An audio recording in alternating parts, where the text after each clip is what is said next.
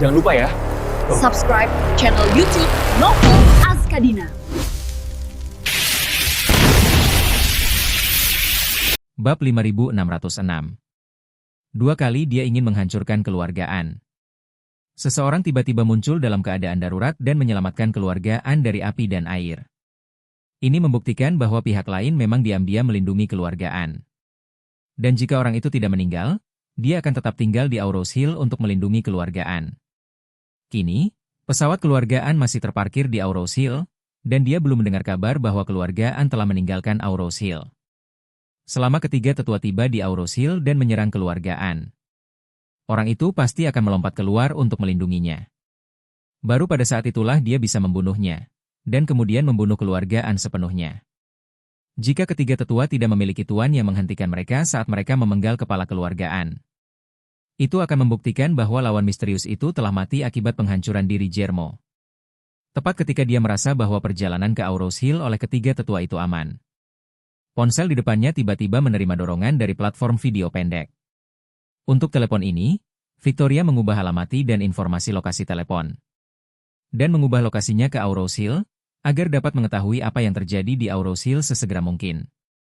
Sekarang, Charlie meminta platform video pendek untuk memutus lingkaran lukisan Meng Changsheng di Aurous Hill. Dan target audiens dari dorongan ini adalah pengguna lokal yang informasi lokasinya ada di Aurous Hill. Oleh karena itu, Victoria secara alami termasuk dalam ini. Saat Victoria melihat dorongan ini, matanya langsung melebar. Dan seluruh tubuhnya terasa gelap, seolah-olah semua darah mengalir langsung ke langit dalam sekejap. Dia pikir dia salah membacanya, jadi dia menggosok matanya tanpa sadar. Dan setelah penglihatannya sedikit pulih, dia memegang telepon di depannya lagi. Dia menatap dengan penuh rasa takut, dan melihat bahwa bagian depan tweet ini memiliki awalan lokal. Dan judulnya berbunyi, melihat warisan lukisan tradisional Tiongkok karya Meng Changsheng yang mencakup ribuan tahun. Ketika Victoria mengonfirmasi setiap kata dalam judul, dia sudah terkejut. Tak lama kemudian, kakinya lemas dan dia terjatuh ke tanah. Dia tidak percaya bahwa setelah hidup selama 400 tahun, dia masih akan melihat kata Meng Changsheng lagi. Itu tuannya yang meninggal lebih dari 300 tahun lalu dan mengendarai burung bangau ke barat. Dia segera mengangkat teleponnya lagi dan mengklik notifikasi dengan tangan gemetar. Ponsel segera melompat ke perangkat lunak video pendek, dan langsung membuka dan memutar video dari Ikatan Seni Lukis dan Kaligrafi. Dalam gambar, Meng Changsheng berdiri di tepi tebing. Dengan rambut panjang, jenggot putih, dan jubah tau berkibar tertiup angin. Seluruh pribadinya luar biasa dan mengagumkan. Victoria tanpa sadar menutup mulutnya, matanya penuh ketakutan.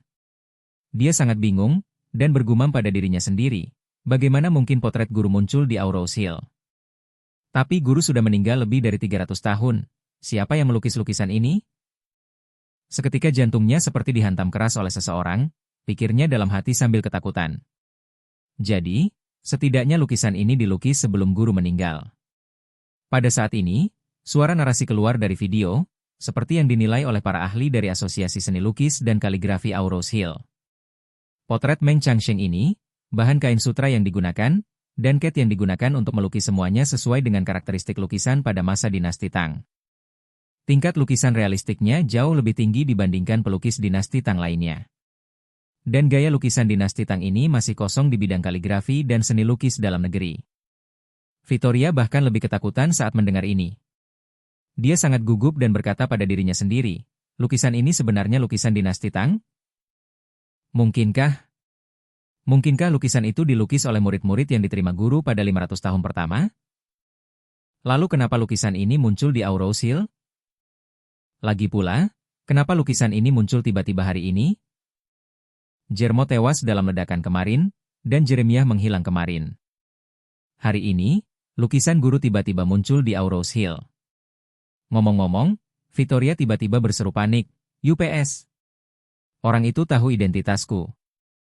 Dia pasti tahu identitas asliku dan semua hal tentangku. Jadi dia sengaja mengeluarkan potret guru untuk memperingatkanku. Saat memikirkan hal ini, Victoria tiba-tiba kehilangan kendali atas emosinya, dan berteriak keras. Siapa kamu sebenarnya? Jika kamu adalah murid pertama yang diterima oleh guru dalam 500 tahun, jadi kamu sudah hidup selama hampir 1000 tahun sekarang? Mungkinkah Mungkinkah kau sudah meminum pil 100 putaran 1000 pengembalian? Jika memang begitu, aku tidak punya keluhan padamu. Dan aku bahkan pergi ke sekolah yang sama dengan yang diatur oleh gurumu. Kenapa kau selalu mengincarku? Apa kau ada hubungannya dengan keluargaan? Jika kamu ada hubungannya dengan keluargaan, kamu bisa memberitahuku dengan jelas, paling buruk. Aku tidak akan menyentuh keluargaan lagi, dan aku tidak akan mencari rahasia umur panjang. Tapi kenapa kau bersembunyi di kegelapan dan terus mengincarku? Setelah mengatakan ini, Victoria pun pingsan. Selama bertahun-tahun, dia merahasiakan identitasnya. Karena takut dunia luar tahu bahwa dia telah hidup selama 3 atau 400 tahun. Namun, sekarang dia tiba-tiba melihat potret guru muncul di Aurose Hill. Dia merasa seakan-akan ada yang merobek daun ara, membuat semua rahasianya lenyap tanpa jejak. Dia panik seperti ayam tanpa kepala, dan berteriak histeris. Juga, bagaimana kau tahu identitasku? Apa kau sudah tahu segalanya tentangku sejak dulu? Atau apakah kamu mempelajari segala sesuatu tentang aku dari Jermo dan Yeremia? Aku ingin tahu seberapa kuat dirimu, sehingga kamu bisa menahan penghancuran diri Jermo? Juga, apa kau mengancamku dengan merilis potret guru sekarang? Bab 5607. Sudah lebih dari 300 tahun bagi Victoria, dan dia belum pernah setakut sekarang. Rasa takut yang aneh itu menyerbu ke dalam hatinya seperti banjir yang langsung membuka gerbang. Membuatnya merasakan sensasi jatuh dengan kecepatan yang semakin cepat. Meskipun dia hidup sampai usia 400 tahun. Meskipun kekuatannya menjadi semakin kuat seiring ia hidup. Keberaniannya semakin mengecil seiring ia menjalani hidup. Selama bertahun-tahun, dia paling takut pada dua hal. Yang pertama adalah dia akan menjadi tua dan mati, dan yang kedua adalah identitasnya akan terungkap. Oleh karena itu, ada banyak anggota Warriors Den. Namun tidak banyak orang yang benar-benar mengetahui identitasnya. Kecuali keempat bangsawan itu, sisanya, tanpa terkecuali, semuanya berasal dari keluarga Wu. Dan semua anggota keluarga Wu adalah keturunan suku Victoria. Orang-orang ini semua mengandalkan Victoria untuk menjalani kehidupan mewah. Jadi loyalitas mereka kepadanya juga sangat tinggi. Adapun beberapa pengkhianat di keluarga Wu, Victoria tidak pernah berhati lembut terhadap mereka. Dia akan membunuh mereka yang pantas dibunuh. Adapun mereka yang kejahatannya tidak setimpal dengan hukuman mati. Dia juga akan membuat mereka terbunuh, dan pergelangan tangannya cukup keras. Selain itu, dia juga memiliki keraguan terhadap keluarga Wu. Keluarga Wu hanya tahu bahwa dia memiliki kekuatan supernatural yang hebat dan memperoleh umur panjang. Namun mereka tidak tahu dari mana dia belajar. Keempat bangsawan itu sama, mengetahui bahwa dia telah hidup selama 400 tahun, tetapi mereka tidak tahu siapa tuannya. Sementara Victoria ketakutan, dia juga memikirkan hal ini. Dia awalnya mengira Yeremia tidak mati. Namun membocorkan informasinya kepada musuh rahasia. Namun setelah dipikir-pikir lagi, dia belum pernah menceritakan siapa tuannya. Selain dirinya sendiri, hanya ada 3 orang di dunia ini yang tahu bahwa dia memiliki guru bernama Meng Changsheng. Salah satunya adalah Meng Changsheng sendiri. Yang lainnya adalah Warren, seniornya yang pernah sangat dicintainya. Yang lainnya adalah putri Warren, Maria. Memikirkan hal ini, Victoria tiba-tiba melebarkan matanya. Mengertakkan giginya dan berkata dengan suara dingin. Maria? Mungkinkah kau membocorkan informasiku? Memikirkan hal ini, Victoria segera mengingat sebuah detail, dan bergumam pada dirinya sendiri. Terakhir kali saya mengirim seseorang ke Maria, dia ditangkap. Dia dibantu oleh seorang ahli, dan dia lolos tanpa cedera. Penjaga kavaleri Siprus menghilang, dan tidak lama setelah itu, Jarvis meninggal di stasiun tentara yang mati di Siprus. Dan seluruh prajurit dan penjaga yang tewas di stasiun juga menghilang tanpa jejak. Mungkinkah Maria benar-benar menemukan penyokong? Lalu, dari mana potret sang guru berasal? Maria tidak pernah bertemu guru, tidak mungkin baginya untuk mengetahui seperti apa rupa guru. Jadi potret itu tidak akan pernah bisa dibuat olehnya. Mungkinkah orang yang menolongnya adalah penulis potret ini? Seketika dia merasa bahwa ide ini tidak mungkin. Dan dia berkata pada dirinya sendiri. Saat ini, orang misterius ini lebih seperti pendukung An daripada pendukung Maria. Keluarga An tampaknya dijaga ketat sepanjang jalan, Karena dia sangat peduli dengan keselamatan keluargaan. Bagaimana dia bisa memisahkan diri dari Eropa Utara untuk melindungi Maria? Tapi kalau Maria tidak membocorkan identitasku, dari mana orang itu berasal? Apakah dia tahu identitasku? Mungkinkah? Mungkinkah setelah Tuan menerima kita, dia pergi menemui guru dan mengetahui keberadaanku dari guru? Tapi, setelah bertahun-tahun, mengapa dia memilih muncul saat ini, bukannya muncul sebelumnya? Yang lebih tidak bisa dijelaskan lagi adalah apakah orang ini benar-benar murid yang diterima guru dalam 500 tahun terakhir.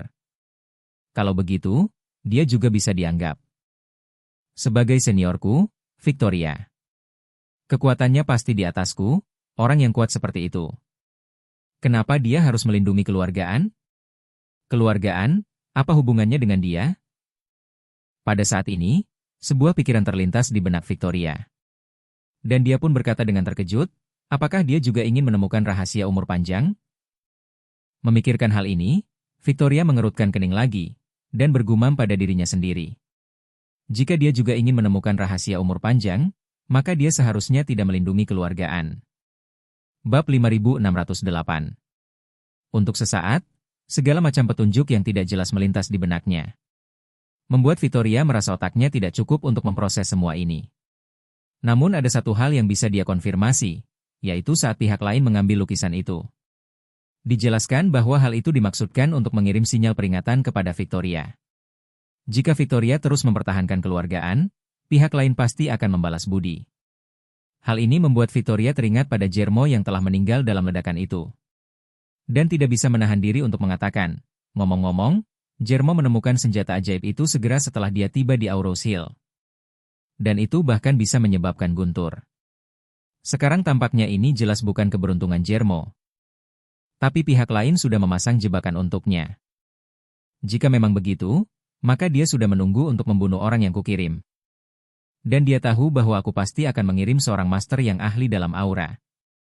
Jadi sengaja menggunakan senjata sebagai umpan untuk memikat orang-orangku ke dalam perangkap mereka. Memikirkan hal ini, Victoria tidak lagi peduli untuk memilah petunjuk dan kemungkinan yang tak terhitung jumlahnya di benaknya. Dia hanya ingin segera memanggil kembali ketiga tetua itu. Karena lawan bahkan tidak takut dengan penghancuran diri Jermo. Ketiga tetua itu mungkin bukan lawannya. Jika ketiga orang ini tiba di Auros Hill dan dijebak oleh pihak lain untuk membunuh mereka semua, bukankah dia akan menderita kerugian yang lebih besar? 3 dari 4 bangsawan besar telah menghilang. Dan jika ketiga tetua itu tiada, Warriors Den akan kehilangan lebih dari setengah kekuatan bertarungnya dalam hal aura. Terlebih lagi, dia bahkan lebih khawatir karena sekarang pihak lain merilis potret sang master. Itu seharusnya hanya menjadi peringatan baginya. Jika dia langsung mengirim ketiga tetua ke Auros Hill, bukankah jelas bahwa dia akan melawan pihak lain sampai akhir? Dengan cara seperti ini, pihak lain akan benar-benar marah. Tidak berani menunda, Victoria segera mengangkat telepon satelit dan menelepon Revendor di pesawat. Pada saat ini, Revendor baru saja menenangkan ketakutan ketiga tetua terhadap pesawat untuk sementara waktu. Ketika dia tiba-tiba menerima telepon dari Victoria, dia segera menjawab telepon, dan berkata dengan hormat. Tuanku, apa perintah Anda? Victoria berkata tanpa ragu, misi dibatalkan, segera berbalik dan kembali. Ah! Revendor dengan cepat mengangkat telepon dan berjalan ke bagian belakang pesawat Boeing, dan bertanya dengan takjub. Tuanku, mengapa Anda membatalkan misi tersebut? Ketiga tetua akhirnya meninggalkan bea cukai, dan mereka akan pergi ke Auros Hill untuk mencari tahu apa yang terjadi. Victoria memarahi dengan suara dingin, aku bilang padamu untuk kembali dan kau akan kembali. Siapa yang memberimu nyali untuk mempertanyakan keputusanku? Revendor meneteskan keringat dingin, dia menampar dirinya sendiri 2 kali, dan berkata dengan ketakutan. Saya terlalu banyak bicara, dan saya berharap Tuhan akan menebusnya, harap tenang. Saya akan membiarkan kru kembali ke pesawat. Setelah menutup telepon, Revendor bergegas ke kokpit. Melewati area tempat ketiga tetua itu beristirahat, Brovnen bertanya. Pendeta, apa yang terjadi? Kenapa Tuan membiarkan kita kembali? Revendor baru menyadari betapa bodohnya dia sekarang. Bertanya kepada Tuhan di telepon, mengapa Anda ingin membatalkannya? Di antara ketiga tetua di depannya, siapa yang tidak kuat? Segala sesuatu yang dia katakan kepada Tuhan melalui telepon tidak bisa lepas dari telinga mereka. Jadi wajar saja jika Tuhan tidak mungkin menyampaikan rahasia apapun lewat telepon. Maka, dia buru-buru berkata kepada mereka bertiga, Tuhan tiba-tiba berkata bahwa misi itu dibatalkan. Tapi para junior tidak tahu alasan spesifiknya. Saya akan memberitahu kru tentang situasi spesifiknya. Kita tunggu saja sampai kita kembali dan menemui Tuan, lalu kita lihat apa yang akan dikatakannya. Ketika mereka bertiga mendengar ini, mereka tidak bisa menahan perasaan sedikit kecewa. Bukannya mereka ingin pergi ke Auros Hill untuk menyelesaikan tugas. Mereka hanya berpikir bahwa Tuhan membangunkan mereka dari retret agar mereka dapat menyelesaikan tugas penting ini. Meskipun kemunduran mereka terganggu, selama tugasnya selesai, Tuhan pasti akan memberi pahala kepada mereka bertiga, dan mereka dapat melanjutkan retret dengan tenang. Namun, Tuhan tiba-tiba meminta mereka untuk kembali, yang berarti bahwa mereka tidak hanya tidak akan mendapatkan pahala apapun. Mereka bahkan mungkin memasuki keadaan darurat di mana mereka harus siaga setiap saat. Begitu mereka memasuki kondisi ini, mereka tidak tahu kapan mereka dapat kembali mundur sepenuhnya lagi. Ketiganya saling memandang, dan mereka bisa melihat keraguan dan ketidakpuasan di mata masing-masing. Namun di pesawat ini yang membuat mereka resah, tak seorang pun berani menyuarakan isi hati mereka. Tak lama kemudian, di bawah instruksi Revendor, kru mengajukan permohonan kepada pengawas lalu lintas udara untuk rute kembali ke Buenos Aires. 5 menit kemudian, pengawas lalu lintas udara menyetujui permohonan pengembalian pesawat. Kemudian, Boeing 777 itu menggambar lingkaran besar di atas lautan, berputar, dan terbang menuju bandara asalnya. Pada saat ini, Charlie, yang telah memantau banyak pesawat, tiba-tiba menemukan bahwa sebagian besar pesawat transoceanic bepergian dalam garis lurus. Tetapi hanya satu pesawat yang menyelesaikan putaran 360 derajat di langit dan meninggalkan peta lintasan melingkar. Terbang ke arah Buenos Aires. Melihat pemandangan ini, dia akhirnya dapat bernapas lega. Dia tahu bahwa rencana kota kosongnya berhasil. Bab 5609. Pesawat ketiga tetua itu berbalik. Dan Charlie langsung merasakan perubahan situasi di hatinya. Di depan Warriors Den, meskipun dia berada pada posisi yang sangat tidak menguntungkan, dia mampu menang beberapa kali melawan mereka dengan berbagai cara. Sekarang, Warriors Den tidak hanya kehilangan garnisun prajurit yang tewas, tapi juga kehilangan 3 Earl. Yang lebih penting, rencana kota kosong ini sudah mulai membuat Victoria gelisah. Charlie telah berspekulasi tentang jantung Victoria. Meskipun dia belum pernah bertemu dengannya, dia bisa merasakan beberapa karakteristik wanita ini. Yang satu sifatnya curiga, dan yang satu lagi sangat berhati-hati. Jika bukan karena sifat curiganya, tidak akan pernah mungkin untuk menggunakan nepotisme. Dan inti dari seluruh Warriors Den akan berada di tangan keluarga Wu. Jika bukan karena sangat berhati-hati, tidak akan pernah mungkin untuk terus berusaha menyembunyikan identitas seseorang. Karena takut orang luar mengetahui tentang dirinya. Oleh karena itu, semakin Anda memiliki kepribadian seperti itu, semakin kecil keberanian Anda untuk berjudi. Justru karena inilah Charlie menyimpulkan bahwa begitu potret Meng Changsheng keluar, dia pasti tidak akan berani datang ke Auros Hill lagi. Charlie menghela napas lega, dan berencana menelepon Maria untuk memberitahunya kabar baik, agar membuatnya merasa lebih tenang. Tak disangka, saat ia mengangkat telepon, panggilan Maria yang lebih dulu masuk. Charlie menjawab telepon, dan mendengar Maria berkata di ujung telepon lainnya, Tuan muda, saya baru saja mengetahui bahwa ada Boeing 777 yang lepas landas dari Buenos Aires. Dan tiba-tiba berbalik. Ketiga tetua itu seharusnya ada di pesawat itu? Charlie bertanya dengan heran, apakah kamu juga memperhatikan pesawat itu? Maria berkata, saya telah memperhatikan situasi penerbangan di Amerika Selatan.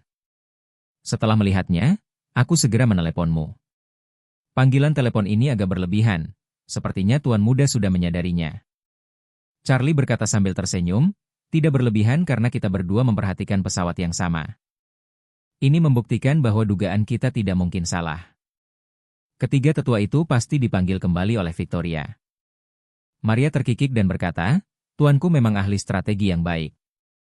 Setelah menyanyikan strategi kota kosong, hal itu tidak hanya meringankan kebutuhan mendesak saat ini, tapi juga menimbulkan rasa takut di Victoria. Dibandingkan dengan perahu Jeremy Zhuge-Liang yang meminjam anak panah saat itu tidak jauh lebih buruk. Wajah Charlie sedikit panas, dan dia berkata, Nona Lin, Tolong jangan memujiku. Bagaimana saya bisa layak dan berani dibandingkan dengan Tuan Zhuge? Tidak mungkin memiliki kekuatan seperti Tuan Muda. Maria tidak melanjutkan membahas masalah ini, tetapi bertanya kepada Charlie. Saya tidak tahu apa rencana Tuan Muda selanjutnya. Charlie berkata, aku belum punya rencana untuk saat ini. Di Aurous Hill. Saya berencana untuk bertemu dengan kakek nenek, dan inilah saatnya bagi saya untuk mengklarifikasi keluhan selama bertahun-tahun secara langsung. Maria setuju dan berkata, Tuan Muda memang harus pergi menemui mereka. Dari tadi malam sampai sekarang, percayalah, mereka telah menunggumu muncul lagi. Charlie melihat waktu, dan belum tengah hari, jadi dia berkata, pertempuran kemarin memang melelahkan, dan sekarang Victoria telah menarik ketiga tetua ke sarang Warriors Den. Saya akhirnya bisa bernapas lega. Saya akan beristirahat di rumah pada sore hari, dan saya akan pergi mengunjungi keluarga kakek saya pada malam harinya. Bab 5610. Maria setuju, Tuan Muda sudah mengalami terlalu banyak hal dari tadi malam hingga sekarang, jadi sebaiknya Anda beristirahat dengan baik. Lalu, dia berkata dengan lembut, kalau begitu, aku tidak akan mengganggumu lagi. Setelah Tuan Muda menangani masalah yang ada. Jika Anda masih ingin bertemu saya, Anda dapat menghubungi saya kapan saja. Charlie berkata, aku akan mulai malam ini. Pergi ke villa setengah gunung di Champs-Élysées untuk bertemu kakek nenekku. Nanti, aku akan membawa ramuan itu dan mengunjungi Villa Zijin. Karena aku berjanji kepada ketiga pria tua itu hari ini bahwa aku akan memberi mereka kesempatan. Tentu saja aku tidak bisa membiarkan mereka menungguku terlalu lama, terutama kakek Eden. Kondisi fisiknya sudah membuatnya sulit untuk menunggu lebih lama lagi. Maria mendengar bahwa Charlie akan pergi ke Zijin Villa malam ini, dan bertanya dengan penuh semangat. Apakah kamu benar-benar akan mengunjungi Villa Zijin malam ini? Charlie berkata dengan tegas, tentu saja, tapi itu juga tergantung pada apakah itu tidak nyaman bagi Nona Lin dan ketiga pria tua itu. Jika tidak nyaman, Anda dapat memilih hari lain. Nyaman dan benar-benar nyaman, nyaman secara alami. Saya bisa menerbangkan helikopter ke pemandian air panas Champs-Élysées untuk menjemputmu. Charlie berkata sambil tersenyum, Nona Lin tidak perlu membuat keributan seperti itu. Saya akan menyetir ke sana sendiri pada malam hari. Jika Nona Lin tidak ingin para pelayan Villa Zijin melihatnya, biarkan mereka menghindarinya terlebih dahulu. Maria buru-buru berkata, Guru, datang malam ini tidak sama dengan pergi pagi ini. Para pelayan tidak harus menghindarinya terlebih dahulu, kecuali... Charlie bertanya tanpa sadar, kecuali apa? Maria berkata dengan malu-malu, kecuali Tuan Muda ada di sini malam ini, jadi dia tidak akan pergi. Charlie buru-buru berkata, Ahem, bagaimana mungkin, Nona Lin, jangan khawatir. Aku tidak bisa tinggal terlalu lama, kalau begitu biarkan ketiga pria tua itu tinggal di halamanmu yang lain. Meskipun Maria di ujung telepon lainnya tersipu. Mulutnya tak kuasa menahan cemberut. Mengeluh, apakah Tuan Muda benar-benar bingung? Atau dia pura-pura bingung? Tuan Muda bisa bermain-main dengan Victoria. Tidakkah kamu tahu kebenaran tentang apakah seorang pria dan seorang wanita harus menerima atau tidak? Lagi pula, kamu melihat semuanya tadi malam. Jika kamu lahir di masa lalu, kamu sangat dekat dengan seorang pria tetapi kamu tidak bisa menikah. Saya khawatir satu-satunya cara bagi saya adalah dengan melemparkan diri saya ke dalam sumur. Meskipun Maria telah hidup selama lebih dari 300 tahun. Dalam tulang-tulangnya, dia masih sama seperti Maria saat dia meminum pil Evergreen. Bahwa Maria sudah yakin sejak kecil bahwa yang terpenting bagi seorang wanita adalah kesuciannya. Jadi ketika Charlie tiba-tiba muncul dari kolam air panas, dia berkata dalam hatinya bahwa Charlie lah yang tidak akan menikah di kehidupan ini. Pada saat ini, dia tidak bisa menahan desahan kepada Charlie di dalam hatinya. Guru, tidakkah Anda tahu bahwa, dalam hal cinta, akal budi, dan segala hal, satu-satunya cara bagiku adalah menikahimu? Ini adalah pertama kalinya saya hidup selama lebih dari 300 tahun. Jadi, tentu saja saya berharap untuk menikahi orang yang saya cintai. Guru telah melihat semua cintaku. Jika kamu tidak menikah denganku, bagaimana Tuan akan membuatku bersikap di masa depan? Jika Tuan bersedia menikahiku, maka aku dapat sepenuhnya memahami hukum dan peraturan yang berlaku. Karena tuannya sudah bersuami, maka aku tidak mengharuskan tuannya untuk dinikahkan dengan mak comblang. Selama Tuan bersedia beribadah bersamaku di hadapan tahta rohani Ayah. Dan beritahukan kepada Ayah bahwa Tuan telah menikah denganku. Kalau begitu aku bersedia tinggal bersamamu sebagai budak selama sisa hidupku. Jika Tuan Muda tidak mau menikah denganku, maka aku tidak akan menikah di kehidupan ini.